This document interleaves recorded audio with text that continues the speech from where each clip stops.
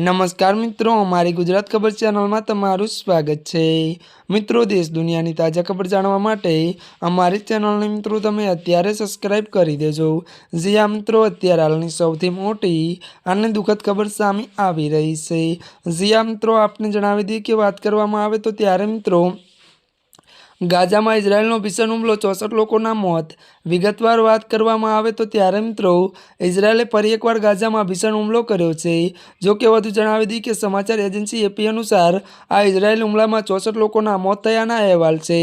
મળતી વિગતો અનુસાર વધુ જણાવી દઈએ કે વાત કરવામાં આવે તો ત્યારે મિત્રો ઘણા લોકો ઘાયલ થયા છે અને તમને જણાવી દઈએ કે ઇઝરાયલે આખા ગાઝાને કબજે કરવાની યોજના કર્યો ત્યારે કામ શરૂ કરી દીધું છે। જો કે આ જ કારણ છે કે ઇઝરાયલ સેનાએ મિત્રો અત્યારે આ મોટી ખબર મળી રહી છે।